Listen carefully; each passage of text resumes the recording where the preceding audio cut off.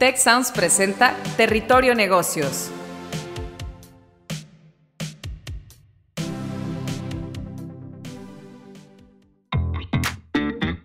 Bienvenidos a un episodio más de Territorio Negocios.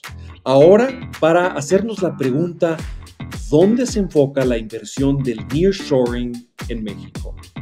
Para esta discusión tan relevante, tan actual, tenemos como invitados a Carlos López Santibáñez, quien es General Manager en CATSA, KPMG Technology Services Américas.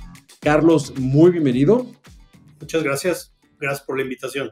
Encantados de tenerte con nosotros. Y también tenemos como invitado a Eduardo Saucedo, profesor del Departamento de Economía y Finanzas de EGADE Business School. Hola, Eduardo.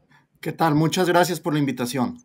Encantados de tenerlos ambos para esta discusión nuevamente tan relevante. Y yo soy su anfitrión, Jaime Martínez, decano regional para la Ciudad de México de la Escuela de Negocios del TEC de Monterrey. En este episodio vamos a analizar el destino de la inversión extranjera que llega a México, así como las oportunidades que se están generando alrededor del fenómeno conocido como nearshoring, que es la creciente relocalización de empresas, principalmente estadounidenses, en la región de Norteamérica, a la cual naturalmente pertenece México. Según la CEPAL, México lleva ya 3 años consecutivos con incrementos en la inversión extranjera directa. En el primer trimestre de este año, del 2023, el monto de esta inversión extranjera directa en nuestro país acumulaba ya 18,600 millones de dólares, o como se dice en Estados Unidos, 18,6 billones de dólares.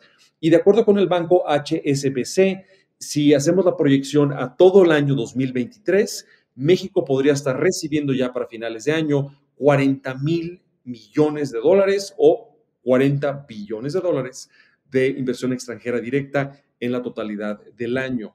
Sabemos que esta inversión que está entrando galopantemente al país pues, se debe al nearshoring, pero en este episodio nos queremos preguntar pues, ¿dónde está llegando a parar? ¿Dónde está colocándose toda esta inversión?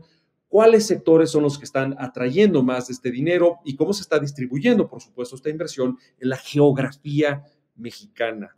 Los flujos de capital extranjero, como lo sabe la audiencia, pues históricamente han beneficiado la manufactura, pero también hay muchos otros sectores de los cuales hay que hablar, como pueden ser el de servicios o el de consultoría tecnológica, que es justamente el sector que representa en esta conversación nuestro invitado Carlos López Santibáñez de CATSA, KPMG Technology Services Américas. Entonces, quisiera comenzar contigo, Carlos, como nuestro principal invitado, haciéndote la siguiente pregunta. La atracción de la inversión extranjera directa es el indicador clásico, fundamental para entender el comportamiento del nearshoring. Pero, ¿qué particularidades, qué aspectos especiales tiene este tipo de inversión y cuál ha sido su evolución que nos pudieras resumir en el país? Sí, muchas gracias, Jaime. Gracias otra vez por la oportunidad. Mira, el nearshoring es un término nuevo que simplemente renombra el papel fundamental que ha tenido México como socio comercial fundamentalmente de los Estados Unidos, pero también de Canadá desde hace muchos, muchos años, desde la firma del primer Tratado de Libre Comercio. Ciertamente, en un inicio, estas inversiones fueron fundamentalmente asociadas a la industria de manufactura y ensamble. Se invirtieron muchos miles de millones de dólares en fábricas, en lugares de ensamblaje, en desarrollar industrias completas como la industria del ensamble de automóviles o aún la aeroespacial que está en el centro del país, ensamblado de productos y de enseres domésticos en el norte del país. También fue históricamente una gran atracción de inversión extranjera. El tema del nearshoring, después de muchos años de evolucionar, tiene que ver, como muy bien lo decías en tu introducción, con que la relación de Estados Unidos con otras geografías, particularmente asiáticas y muy puntualmente con la economía china, se ha venido complicando, se ha venido poniendo un poco más tensa y entonces el tener más cerca y con un socio, digamos, más alineado en usos horarios, en temas culturales, se vuelve doblemente atractivo. Entonces yo te diría, México siempre ha estado en la mira de Estados Unidos, cuando menos desde hace 20 o 30 años, pero ahora adquiere un papel mucho más relevante, sí, en la industria de manufactura, ensamble, en la industria, como ya lo mencionaba, de alta tecnología, pero nosotros somos firmes creyentes de que las industrias de servicios profesionales, sean tecnológicos, sean servicios financieros, hay una gran oportunidad para que México sea una fuente fundamental de recursos con alta capacidad, con una, otra vez, alineación cultural, alineación de usos horarios y una cercanía física que nos pone mucho más competitivos con otros proveedores de servicios profesionales, como puede haber sido el mercado asiático, la India, tecnología, que hace más de 15 o 20 años provee servicios a Estados Unidos, pero que pues, si yo quiero ir a ver a mi proveedor de servicios, tengo que tomar un viaje de 18 horas para ir a algún lugar remoto en la India, y a México, a Querétaro, a Monterrey, a Guadalajara, se vuela en 4 o 5 horas. Entonces, somos firmes creyentes de que en servicios profesionales hay una gran oportunidad de la mano de el posicionamiento o reposicionamiento de México como una alternativa. Gracias, Carlos. Y precisamente ese nuevo posicionamiento, reposicionamiento del país, en tanto, porque como ya lo describiste, hay una alineación, pues no solamente de incentivos económicos, sino también política y cultural entre nosotros y los Estados Unidos. Pues a esto responde que EGADE Business School recientemente haya lanzado un reporte sobre nearshoring, que quiero invitar a la audiencia también a buscarlo en internet. Y este reporte se llama Retos y oportunidades para la integración y el fortalecimiento de cadenas globales de valor en México. Y en este reporte precisamente pues, se hace toda una investigación de muchas aristas y muchos aspectos de este nearshoring actual, en esta coyuntura, ¿no? Y en este reporte hay un capítulo del cual es coautor precisamente uno de nuestros invitados el día de hoy, Eduardo Saucedo, junto con René Cabral, otro de nuestros académicos en EGADE. Entonces, esta pregunta es para ti, Eduardo. Esta gran inversión que estamos viendo en este momento, este renacimiento, como dice Carlos, de la inversión extranjera directa y el nearshoring actual, ¿cómo está distribuida en las diferentes industrias y quiénes se anticipa que podrían ser los ganadores o los perdedores de este nearshoring actual, Eduardo? Sí, muchas gracias por la pregunta.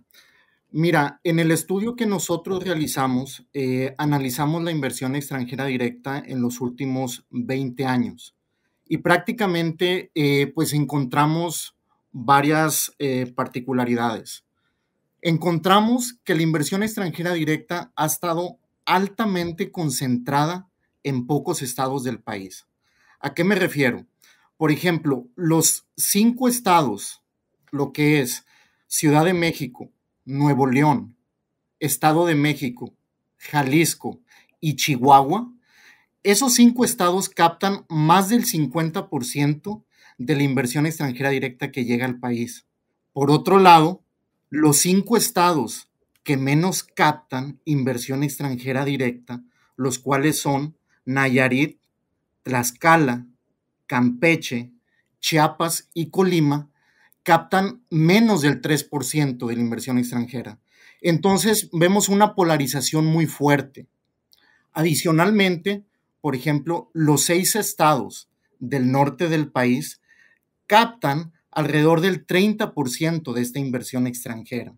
Ahora, en este estudio, lo que nosotros hicimos fue algo muy particular. Analizamos también lo que son las exportaciones e importaciones, ¿sí? A nivel municipal. Esto es muy particular porque prácticamente no existen en México estudios que analicen a nivel municipal las exportaciones y las importaciones. ¿Y qué fue lo que encontramos? Que prácticamente todos los estados del país tienen áreas metropolitanas, ¿sí? México tiene, de acuerdo al INEGI, 2,463 municipios, ¿sí? Las áreas metropolitanas de cada estado del país están compuestas por diferentes municipios. En total, las áreas metropolitanas en el país suman alrededor de 400 municipios. Y lo que encontramos es que precisamente los municipios de las áreas metropolitanas son los que exportan e importan. Ahí está concentrada toda la exportación y la importación del país en solo 400 municipios, ¿sí? Si nosotros, de esos 400 municipios, nos ponemos a analizarlos por los sectores de exportación e importación, vemos que alrededor de 200 municipios son los que están especializados en cuestiones de automotrices y autopartes. Entonces, estos 200 municipios serían los más beneficiados de llegar inversiones del resto del mundo a México en cuestiones automotrices. Pero adicionalmente nos dimos a la tarea de analizar más a detalle a estos 200 municipios. Y prácticamente lo que encontramos es que por teorías de aglomeración, pues prácticamente las empresas que vayan a llegar a estas zonas regionales prácticamente no se van a establecer en el centro de las áreas metropolitanas, se van a establecer en las periferias. Entonces quedamos con alrededor de 80 municipios, 80, 100 municipios que van a ser los más beneficiados para recibir a esta inversión extranjera directa. Excelente, Eduardo. Y creo que hay una duda seguramente en la audiencia sobre las industrias ganadoras. Ya Carlos anticipaba que pues hay mucho valor capturable por industrias además de la de manufactura, como pueden ser las de servicios, las de consultoría, de tecnología. Yo quisiera evitar que la audiencia se llevara la impresión de que pues ya esta historia, los ganadores, ¿no?, de esta coyuntura pues ya están anunciados y van a ser los sectores manufactureros de siempre. ¿Consideras que en la medida en la que hay estos municipios especialmente ya orientados a capturar el valor de esta inversión, puede haber oportunidades para una variedad de industrias? Definitivamente. De hecho, lo que encontramos también en el estudio es que los municipios más exportadores son al mismo tiempo los más importadores. Y esto no debe ser una sorpresa porque pertenecen a una misma cadena productiva. Entonces, los importadores tienden a ubicarse muy cerca de las empresas exportadoras. Esto por cuestiones de eficiencia, por cuestiones de logística, de costos. Entonces, aquí hay oportunidades para otras industrias adicionales a la manufactura. ¿Qué industrias? Pues prácticamente todo lo que es lo electrónico, eléctrico, hay una oportunidad muy grande. Todo lo que son microchips. Adicionalmente, todo el sector servicios, que valga la redundancia, provee de servicios a la industria manufacturera.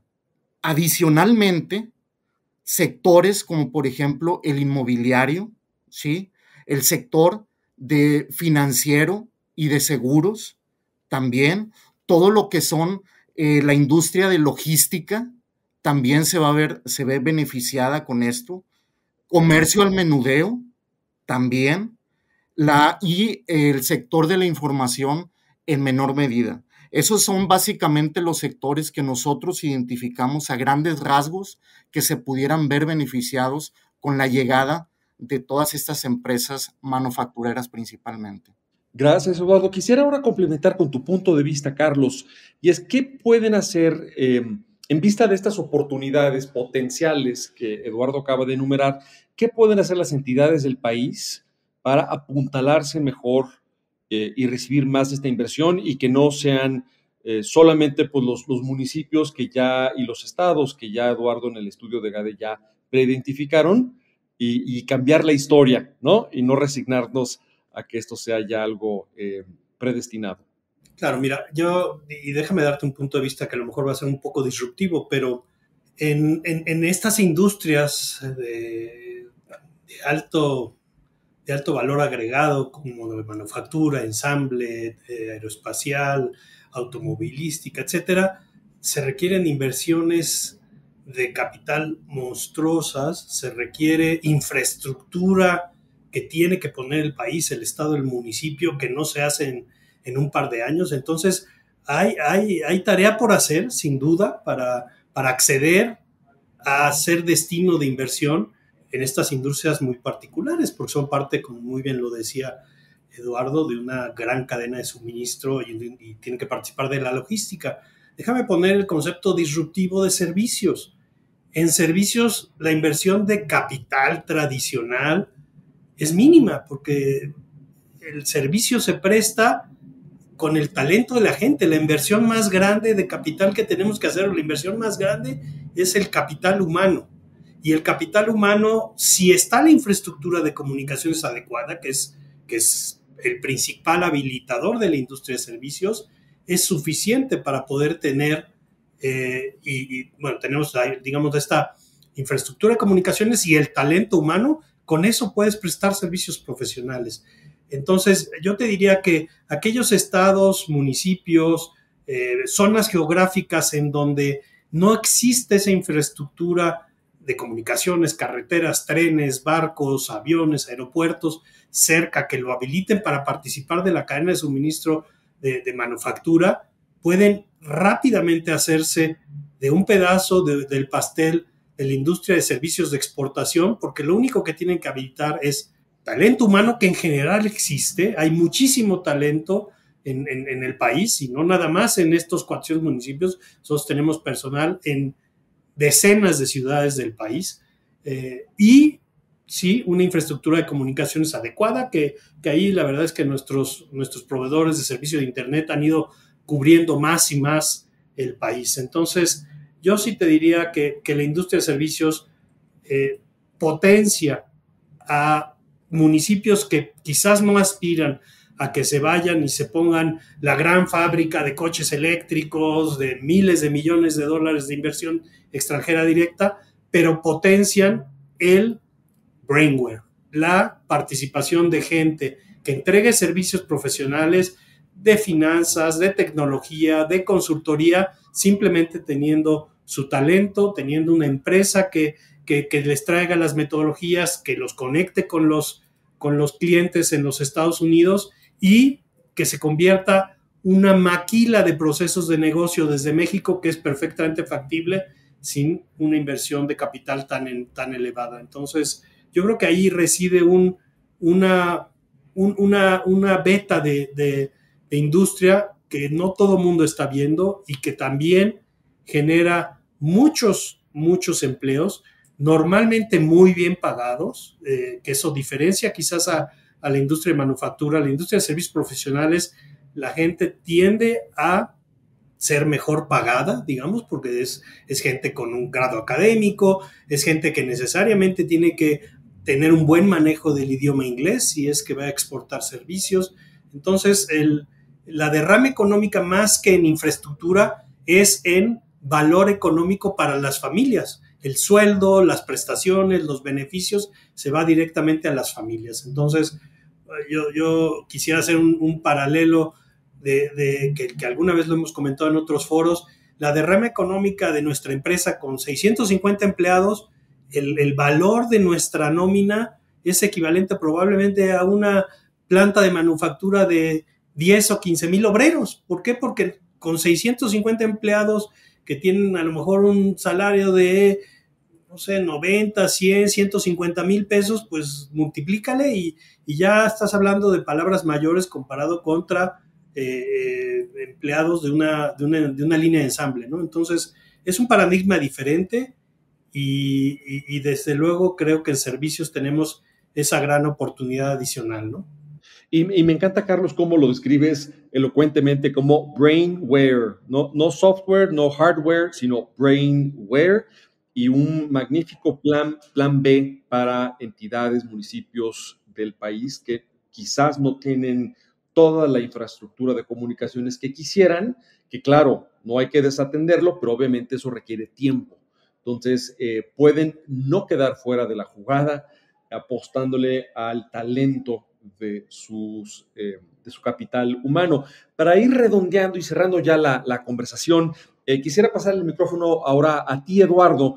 Estoy seguro que en la audiencia tenemos a empresarios, empresarias, directivos, emprendedores, que quisieran saber un poco más de qué acciones pudiéramos recomendarles para atraer e identificar más oportunidades del nearshoring. Entonces, no sé si axiomáticamente, Eduardo, además de, por supuesto, la lectura de este reporte de nearshoring de EGADE Business School, hay algunos otros consejos y buenas prácticas que pudieras compartir con la audiencia.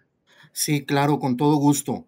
Mira, hay un punto que yo he escuchado que se ha comentado poco referente al nearshoring, y es el siguiente. Durante la pandemia, lo que es el comercio electrónico se creció exponencialmente. Esto provocó que prácticamente gran parte de los consumidores nos afiliáramos a ciertas plataformas, y ahorita estamos acostumbrados o nos estamos acostumbrando prácticamente a recibir nuestros productos de un día a otro. Esto no pasaba hace 3 años, ¿sí? Hace 3 años prácticamente compramos en internet y no había tanta la urgencia de recibir de un día a otro. Ahorita ya estamos acostumbrados a esto. Y esto lo están identificando las empresas, ¿sí?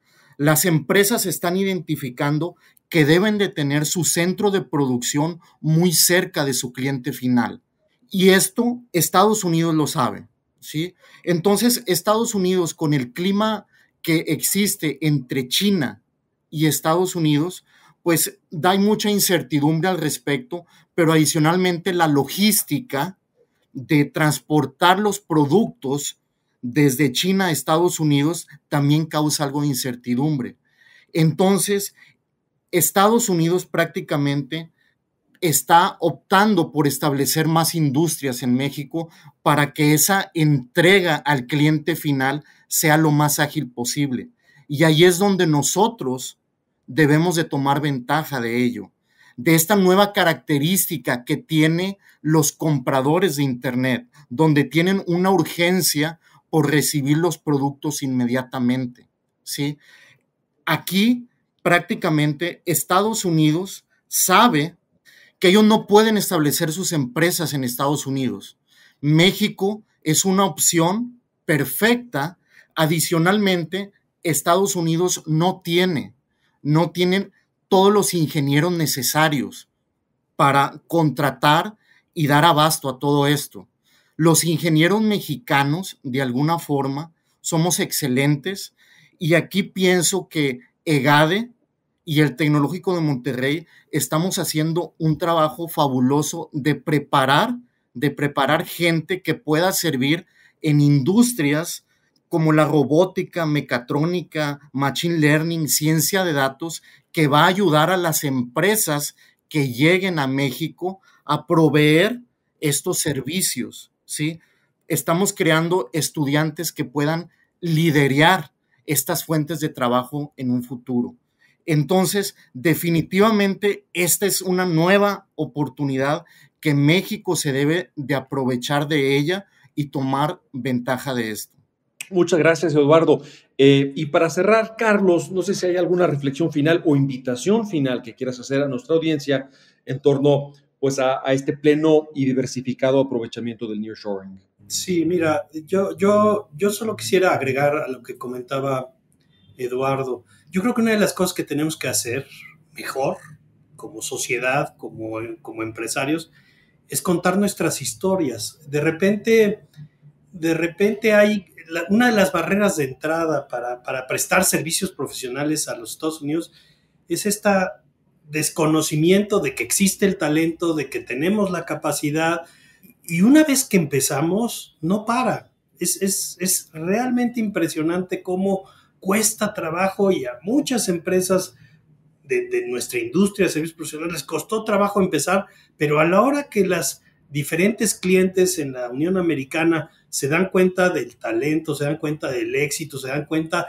de lo muy hard workers que son nuestros colegas, de lo creativos, de lo flexibles, de lo comprometidos, ya no para. Entonces creo que una de las cosas que tenemos que hacer mejor es contar las historias de éxito, es promocionar a México también como talento, como un pool importantísimo de talento humano en la parte, digamos, de servicios profesionales, para que más empresas americanas se interesen en tener sus centros de delivery, sus centros de servicios en México.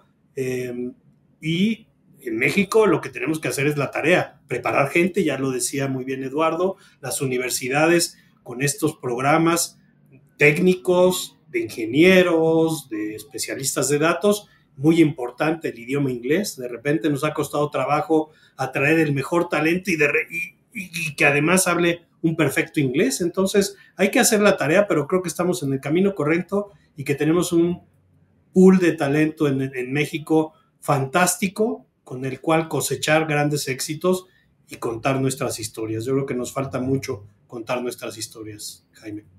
Potenciar ese storytelling, efectivamente, para generar una mentalidad de mayor integración y colaboración empresarial entre los dos países. Muchas gracias a ambos. Y Eduardo, y no quisiera terminar sin que invitaras a la audiencia a consultar el estudio de GADE sobre el nearshoring, que se titula Retos y oportunidades para la integración y el fortalecimiento de las cadenas globales de valor en México. ¿Dónde pueden encontrar este estudio? Sí, el estudio va a estar disponible en la página principal de GADE. Perfecto, pues ahí lo tiene la audiencia. Busquen el sitio de GADE, que es gade.mx, y ahí encontrarán este documento que profundiza mucho más en este tema. Y no olviden comentar y proponer utilizando el hashtag Territorio Negocios en la red social de su preferencia. Nos volvemos a escuchar muy pronto. Si quieres conocer más sobre los sucesos de la actualidad política, te invitamos a escuchar Con su permiso. Estamos ante la batalla de política económica más importante de este sexenio. El podcast en el que nuestros expertos hablan sobre los temas más actuales de la agenda pública en México y en el mundo. Escúchalo en Spotify, Apple Podcast y Google Podcasts.